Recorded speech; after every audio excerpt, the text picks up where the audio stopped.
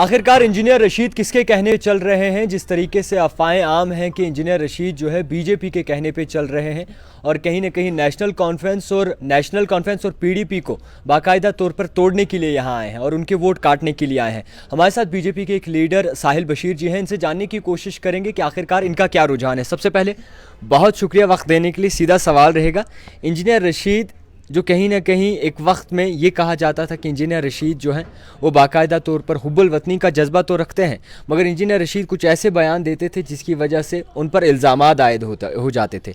अब इंजीनियर रशीद बाहर आए हैं, माहौल बदल गया है। आपसे जानना चाहेंगे, सीधा सवाल रहेगा, क्या इंजीनियर रशीद बीजेपी के साथ या फिर बीजेपी के भेजे हुए एक एजेंट हैं? ये तमाम पार्टियों का दावा है। देखिए, कहीं ना कहीं मुझे सरप्राइज़ हो रहा है आपके क्वेश्चन पे, क्योंकि ये क्वेश्चन कहीं ना कहीं मुझे लगता है हमारी जो अपोजिट पार्टीज़ हैं यहाँ पे, जिन्होंने यहाँ तक आज तक बिलखसूस मैं बोलूँगा पिछले 70 सालों से यहाँ के अवाम के साथ इस्तेसाल किया है, यहाँ के नौजवानों के साथ इस्तेसाल किया है, और ये उन्हीं के सवालात हैं। अगर भारतीय जनता पार्टी को ऐसे अनासिर का सहारा लेना पड़ता, मैं अनासिर ही बोलूँगा, भारतीय जनता पार्टी जो देश तोड़ने की बात करे, जम्मू कश्मीर को तोड़ने की बात करे, सेपरेटिज्म की बात करे, टेररिज्म के साथ सिंपैथी रखने वालों की बात करे, डे वन से जब से भारतीय जनता पार्टी का वजूद हुआ है तब से लेके आज तक भारतीय जनता पार्टी इनके खिलाफ थी, भारतीय जनता पार्टी इनके खिलाफ है, भारतीय जनता पार्टी इनके खिलाफ रहेगी। लेकिन भारतीय जनता पार्टी एक ऐसी पार्टी है जो बिल्कुल जमहूरी तौर अपने कॉन्स्टिट्यूशन को अपने सर पे अपने सीने से लगाकर चलती है, और जो कॉन्स्टिट्यूशन में हमारे हुकूक हैं, जो कॉन्स्टिट्यूशन हमको राइट्स देता है, मुझे लगता है उसी राइट के हिसाब से इंजीनियर रशीद ने इलेक्शन लड़ा है। और ये कांग्रेस नहीं है जो उस पर रोक टोक करे, उसमें मुदाखलत करे, ना ही भारतीय जनता पार्टी कांग्रेस की तरफ और नेशनल कॉन्फ्रेंस की तरफ वही पुराना 87 वाला इलेक्शन रिग करने की कोशिश करे। फिर उनमें और हम में कोई फ़र्क नहीं रहेगा। डेमोक्रेसी है, डेमोक्रेसी में जो लोगों का मैंडेट है, लोगों का मैंडेट हमें सर आंखों पे तस्लीम होगा। जो पिछले इलेक्शंस में आपने देखा कि यहाँ के लोगों ने अपने वोट का पावर दिखाया बीजेपी को हटाने के लिए। बीजेपी कश्मीर के अंदर किसी भी सीट पे नहीं लड़ रही थी, लेकिन कहते हैं उनके स्पॉन्सर्ड थे एबीसी, जो यहाँ के, मैं आपको बोलूँ, फैमिली लीडर्स थे जी, जैसे उमर अब्दुल्ला साहब थे, महबूबा मुफ्ती जी थी। यहाँ के अवाम ने उनको बाहर का रास्ता दिखाया, उनको हार का सामना करना पड़ा। उन्होंने अपना वोट बैंक, अपना काडर जो उनका 7% का था, 8% का था, 10% का था, जो इन 60-70 सालों में, बिलखुसूस ज़्यादातर मैं बात करूँगा इन 35 सालों की, वो वोट ही सिर्फ उन्होंने लिया। और इस वक्त जो बौखलाहट, जो फ्रस्ट्रेशन आप उनके अंदर देख रहे हो, कहीं ना कहीं ये वो फ्रस्ट्रेशन है, क्योंकि जब वो इलेक्शन लड़ते थे या तो वो खुद कैंडिडेट होते थे या उनके 2 और प्रॉक्सीज होते थे और बाकी का बाइकआउट होता था। साहिल जी, इस वक्त वो बात नहीं है। जब इस वक्त उन्होंने देखा कि 1 से नहीं, 2 से नहीं, 10 से नहीं, 20 कैंडिडेट से मुकाबला करना पड़ेगा, और कहीं ना कहीं ऐसे लोग 7% वाले फ्रस्ट्रेशन, आउट ऑफ फ्रस्ट्रेशन यही बात बोलते हैं। जो क्वेश्चन आपने मुझसे किया, भारतीय जनता पार्टी का मंशूर, भारतीय जनता पार्टी का वजूद और भारतीय जनता पार्टी क्या है, यहाँ की अवाम, जम्मू कश्मीर के लोग, यहाँ का नौजवान बिल्कुल जानता है। उनको पता है कि भारतीय जनता पार्टी इस लाइन पे कभी नहीं जा सकती। अच्छा, आपसे ये भी सवाल रहेगा, आप कहते हैं कि भारतीय जनता पार्टी जो खुद मुख्तार पार्टी है, किसी का सहारा नहीं लेगी। आपसे ये सवाल रहेगा, इंजीनियर रशीद का इस वक्त पे आना और कहीं ना कहीं एनसी और पीडीपी का टारगेट करना इंजीनियर रशीद को, और बीजेपी जो है खामोश रह के पीछे हट जाना, तो अंदेशा क्या देता है? देखिए, आपके इस सवाल का जवाब मैं किसी और अंदाज में देना चाहूँगा। काश आज तक इंडियन नेशनल कांग्रेस से और नेशनल कॉन्फ्रेंस से किसी ने पूछा होता, जब सदर रियासत को वजीर आला में तब्दील किया गया था इसी जम्मू कश्मीर के अंदर, उस वक्त का सवाल किसने किया था। ये पुराने मुर्दे क्यों उखाड़ रहे हैं आप? पुराना मुर्दा नहीं उखाड़ रहा हूँ जावेद साहब, मुझे बात करने दीजिए।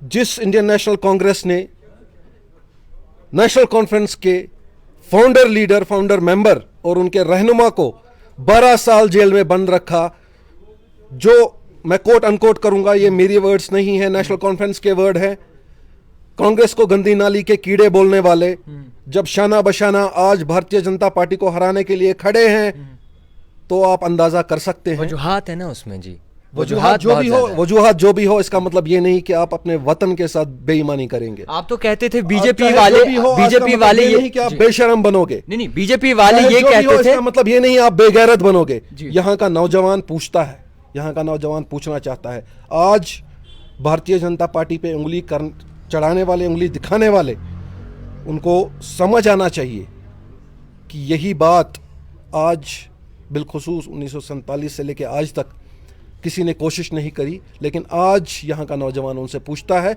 उन्हें अपने रिपोर्ट कार्ड दिखाने होंगे, उन्होंने अपनी कार्यकारिणी में जो उन्होंने किया है उसका हिसाब किताब यहाँ की आवाम को देना पड़ेगा। नौजवान तो ये भी पूछता है 370 क्यों हटाया, नौजवान तो ये भी पूछता है कि अनएम्प्लॉयमेंट रेट इतना ज़्यादा क्यों है, नौजवान तो ये भी पूछता है स्कैम्स इतने ज़्यादा क्यों आम हो रहे हैं, नौजवान तो यही भी पूछता है कि पीएचडी करके उनके साथ नाइंसाफ़ी क्यों हो रही है। तो बीजेपी इसके सवालों के जवाब क्यों नहीं देती? हमेशा जो है एक ये दावा किया जाता है, क्लेम किया जाता है कि रिलीजियस कार्ड खेलती है और उसकी बुनियाद पर वोट जमा करती है। आपने एक ही क्वेश्चन में कई सवाल किए, लेकिन मैं एक एक करके आपके सवालों का जवाब दूंगा। आपने अनएम्प्लॉयमेंट की बात की। अनएम्प्लॉयमेंट को दूर करने का तरीका सिर्फ गवर्नमेंट जॉब्स नहीं होता। यहाँ पर जो गवर्नमेंट ऑफ इंडिया ने एंटरप्रेन्योरशिप, स्किल इंडिया और बाकी वसालत से यहाँ के नौजवानों को, यहाँ की महिलाओं को और यहाँ के एंटरप्रेन्योर्स को जो स्कीम्स, जो पॉलिसीज़ फराहम की है, पिछले 70 सालों का रिकॉर्ड चेक करिए, कांग्रेस ने या किसी और पार्टी ने अभी तक, आज तक ऐसी कोई पॉलिसी फराहम नहीं की है। अगर आप डिस्ट्रिक्ट लेवल पे जाएंगे, डिस्ट्रिक्ट वाइज आप डेटा निकालेंगे कि इस पॉलिसीज़ का बेनिफिट कितने नौजवानों को मिला है, कितने नौजवानों को रोज़गार मिला है, तो शायद आप इस वक्त ये क्वेश्चन ना करते। परसेंटेज कितनी है, परसेंटेज कितनी है अनएम्प्लॉयमेंट रेट की? पहले आपका क्वेश्चन कंप्लीट करने दें। दूसरी चीज़, आपने स्कैम की बात की, मैं आपको ये बता दूं, स्कैम तब होता है जब आप किसी को नौकरी फराहम करते हैं और उसके बाद में जिस तरह यहाँ के रीजनल पार्टीज़ ने अपने रिश्तेदारों को, अपने हमसायों को और सिर्फ बैकडोर एंट्रीज की, स्कैम उसको बोलते हैं। फायर इमरजेंसी फिर क्या था? जिस चीज को आप अप्लाई करने से पहले खुद भारतीय जनता पार्टी उसको डिक्लेयर करती है कि ये नाइंसाफी है, उसको स्कैम नहीं बोलती है। ये स्कैम 5 साल चले, रोका गया जी, स्कैम रोका जाता है। भारतीय जनता पार्टी, अगर हमने नौकरियां देके उसके बाद ये चीजें होती तो मैं आपकी बात स्कैम मानता हूं। आप स्कैम का वर्ड यूज़ कर सकते हैं, लेकिन फिर मैं यही बोलूँगा, ये नेशनल कॉन्फ्रेंस, कांग्रेस और पीडीपी के वर्ड्स स्कैम, उनको मुझे लगता है पहले स्कैम का मतलब जानना चाहिए कि स्कैम होता कब है। जो पहले हो जाए वो स्कैम नहीं होता। एप्रीहेंशंस थी स्कैम होने की, हमने रोका, उसको स्कैम नहीं बोलते हैं। और सबसे इम्पॉर्टेंट चीज़, यहाँ के नौजवान इस वक्त, मैं ये आपको नहीं बोल सकता कि वो भारतीय जनता पार्टी को वोट करेंगे या नहीं करेंगे, लेकिन करेंगे कहना है, ये ज़रूर कहूँगा कि भारतीय जनता पार्टी के साथ इस वक्त शाना बशाना खड़े हैं। आप उनकी रैलीज और हमारी रैलीज भी चेक करें। बिल्कुल चेक करके आए, देख कर आए। उसके बाद जो 70 सालों का उनका काडर है जी, और उसके मुकाबले जो भारतीय जनता पार्टी ने, मैं कहूँगा कि ख़ास तौर पे 2019 के बाद जो डेवलपमेंटल वर्क्स यहाँ पर किए हैं, उसके मुकाबले देखें तो आपको रेशियो नज़र आएगा, आपको चेंज नज़र आएगी। बाकी जो भी फैसला लोगों का होगा, जो भी जिसको भी लोग वोट करेंगे, जो इससे पहले भी लोगों ने किया, भारतीय जनता पार्टी को तस्लीम है। भारतीय जनता पार्टी ने जम्मू कश्मीर के अंदर सरकार ना होते हुए भी जम्मू कश्मीर के लोगों के साथ जो वायदे उन पार्टीज ने किए थे और नहीं निभाए थे, लेकिन कोई एक वादा आप गिनवा दीजिए, निभाया। एक ही वादा गिनवा दीजिए जो निभाया है भारतीय जनता पार्टी ने। आपको जिस नए कश्मीर की तलाश पिछले 70 सालों से थी, वो नया कश्मीर, वो नए कश्मीर को आज इंजीनियर रशीद भी जो है वो बाकायदा तौर पर, आपने मुझे कहा कि आप गिनवा दीजिए, मैं आपको गिनवा रहा हूँ। नया कश्मीर क्या है? नया कश्मीर ये है कि शराब की दुकानें खोली जाएं। नया कश्मीर ये है कि इस वक्त जिस तरीके से यूथ परेशान है, ड्रग्स में मुब्तला हो रहा है। नया कश्मीर यही है कि इस वक्त सरेआम जो है वो बाकायदा तौर पर लोग परेशान हो रहे हैं। मतलब ये है कि नेशनल कॉन्फ्रेंस और कांग्रेस के टाइम पर यहाँ पर शराब की दुकानें नहीं, कितनी शराब की दुकानें थी? आप नंबर क्यों गिनवा रहे हैं? नहीं, नंबर मैटर करते हैं। अगर तब एक थी, आज 10 है। आप उस मेरी बात सुनिए ना, या तो आप सुनिए या आप बोलिए, मैं हम सुनते भी हैं, बोलते भी हैं। मुझे बोलने नहीं दे रहे ना जी। या तो आप मुझे बोलने दे या फिर आप बोले जी। आपने क्वेश्चन किया, let me complete the answer. अगर आप ये बोलना चाहते थे कि उस वक्त यहाँ पर शराब की दुकानें नहीं हुआ करती थी, मैं आपकी बात मानूंगा। आप खुद बोल रहे हैं कि नंबर है, तो उस वक्त जो नंबर था, जो टूरिज्म का फ्लो था, वो भी इतना नहीं था। उस वक्त कुछ 100 टूरिस्ट यहाँ पर आते थे, तो उनके लिए मुझे लगता है वो जो आप गिनवा रहे हैं 3-4 दुकानें, वो ठीक थी। तो मैं समझता हूँ जहर इतना सा हो या एक चम्मच हो या एक बाल्टी भर का हो, वो बराबर होता है। बराबर तो है, मगर आज स्कूलों के बाहर अगर आप वाइन की शॉप खोलेंगे, आज मुझे नहीं लगता किसी स्कूल के बाहर वाइन की शॉप है। और उसके बाद भी अगर कोई ऐसी है, वो यहाँ की एडमिनिस्ट्रेशन को देखना है, भारतीय जनता पार्टी को नहीं देखना। मतलब ये तो एक सूफिज्म की नहीं, सूफिज्म से कश्मीरियत जानी जाती है। भारतीय जनता पार्टी का एडमिनिस्ट्रेशन जो यहाँ पर लोकल एडमिनिस्ट्रेशन है, एलजी एडमिनिस्ट्रेशन है, या जो डीसी साहिबान है, या जो हमारा एक्साइज एंड कमीशन का डिपार्टमेंट है, जो ये सारी चीजें देखते हैं, मुझे बताइए ये चीजें उनको देखनी है। चलती कहाँ है जी उनकी? भारतीय जनता चलती, लगाम तो आपको, आपके हाथ में है ना, लगाम तो बीजेपी वालों के हाथ में है ना। लीड करने वाली बात है। ट्रांसफर तभी होती है जब यहाँ पर कोड ऑफ कंडक्ट लगता है, जबकि हर एक चीज ट्रांसफर करना या फिर पोस्टिंग किसी की करना मना होता है, उस वक्त भी ट्रांसफर हो जाता है। शायद मैंने आपके चैनल पे भी देखा है और बाकी मीडिया वालों ने भी किया है। It was a letter from Election Commission of India. उसमें भारतीय जनता पार्टी कुछ नहीं करेगी। भारतीय जनता पार्टी मरकज में उनकी सरकार थी।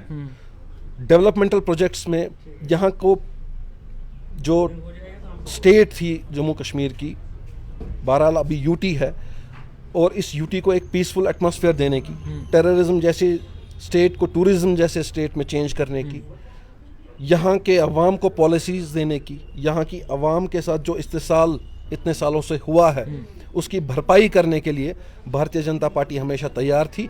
बाकी जो एडमिनिस्ट्रेशन के फैसले हैं, यहाँ पे एलजी साहब बैठे हैं, एक बार उनसे भी सवाल किया जाए, उनसे भी पूछा जाए, तो मैं मान सकता हूँ कि नहीं, वो शायद इसका जवाब दे। भारतीय जनता पार्टी कभी सदारत में नहीं थी, सरकार में नहीं थी, तो भारतीय जनता पार्टी मुझे लगता है इसकी जिम्मेदार ना कभी थी, ना आगे भी मुझे लगता है नहीं होगी। जहां तक पब्लिक ग्रीवेंसेस का सवाल है, मुझे नहीं लगता कि भारतीय जनता पार्टी के पास लोग खुश हैं, लोग खुश हैं बीजेपी से, लोग खुश हैं, लोग खुश हैं बीजेपी से। मुझे लगता है ये बात अगर आप लोगों से पूछें, लोगों से पूछ कर आए, आपको क्या लगता है? आप क्या मैं तो यही बोलूंगा कि लोग हमारे साथ बहुत खुश है। बेहतर तो फिर क्यों यहाँ पर जब बीजेपी के कैंडिडेट जलसे करते हैं तो उन्हें वहां पर मुंह तोड़ सुनाई जाती है कि जनाब आप लोगों ने क्या? मुझे जवाब नहीं दे रहे और कोशिश कर रहे हैं कि आपकी पब्लिक, आपके जो नाजरीन हैं, उनको ये बताने की कोशिश करें। हम साहिल साहब जवाब नहीं दे पा रहे। साहिल जी, हम आपसे ये जी, आप एक क्वेश्चन करें, जवाब ले, उसके बाद दूसरा क्वेश्चन ले। आप या तो इंटरप्ट ना करें। आपने बात की आप लोगों की बात कर रहे थे। मैं आप ही का सोशल मीडिया, आप इस वक्त का सोशल मीडिया उठा के देख लीजिए।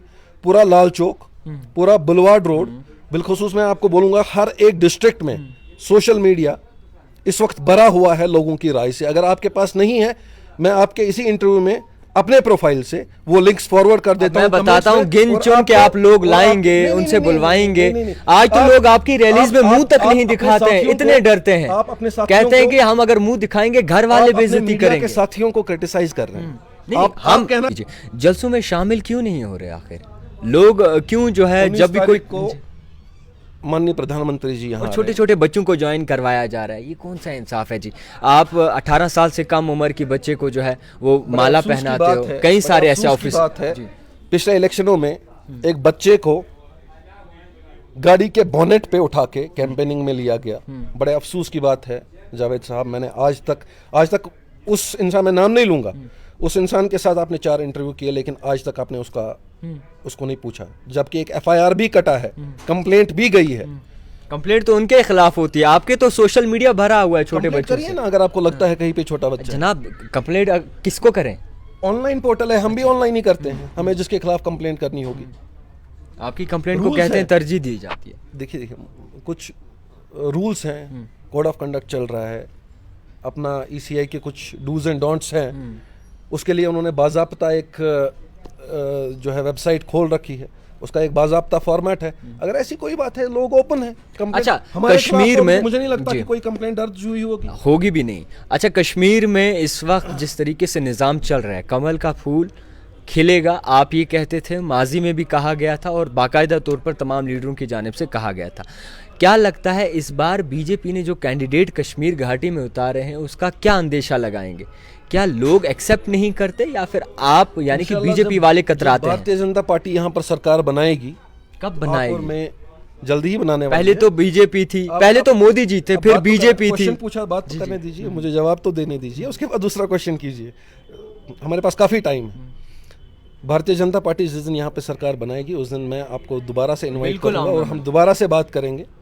आई होप सो जल्दी। उस दिन इसी जगह पे, सेम प्लेस पे हम लोग सेलिब्रेशन करेंगे। यानी कि अंदर से जी इसी बार बनाएगी। हाँ, इसी बार। कितने कैंडिडेट्स कश्मीर घाटी में उतारे हैं? एक हर पार्टी की अपनी स्ट्रेटेजी होती है, हमारे स्ट्रेटेजी के हिसाब से इंशाल्लाह जो है भारतीय जनता पार्टी अपनी स्ट्रेटेजी। कितने उतारे हैं अप्रोक्सीमेटली? कितने उतारे? 19। बिल्कुल। 19 आप अगर बीजेपी की तरफ से उतारते हैं तो इट मींस इंडिपेंडेंट जो भी कैंडिडेट है वो बीजेपी के साथ एफिलेटेड होगा।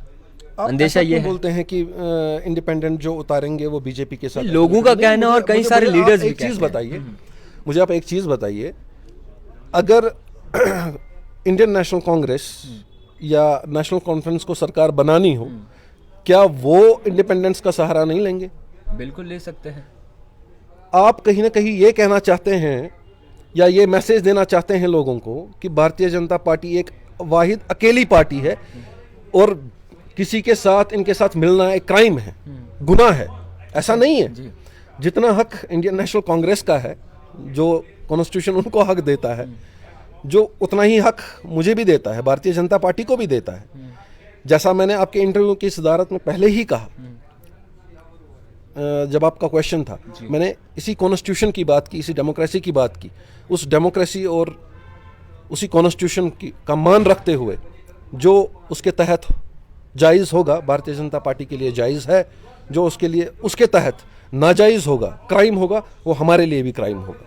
तो जो इस वक्त की रीजनल पार्टीज़ यहाँ पर कोशिश कर रही है एक भारतीय जनता पार्टी को एक ऐसा फेस देने की लोगों में, लेकिन वो फेल हो रहे हैं, उनकी फ्रस्ट्रेशंस बोल रही हैं।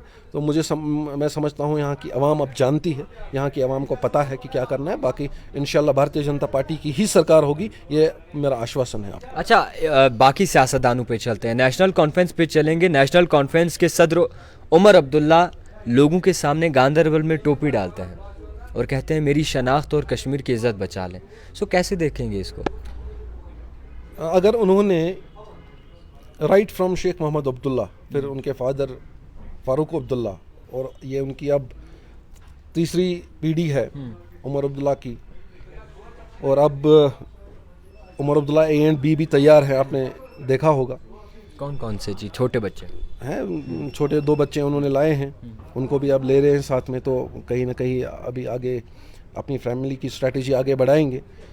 अगर अभी तक उन्होंने वाकई में कुछ यहाँ के आवाम के लिए किया होगा, और वो उनकी होम कॉन्स्टिट्यूंसी है, उनके घर की कॉन्स्टिट्यूंसी है, अगर अपने घर में आपको भीख मांगनी पड़ रही है तो फिर तो मतलब अल्लाह ही हाफिज़ है, बाकी जगह आप क्या करेंगे।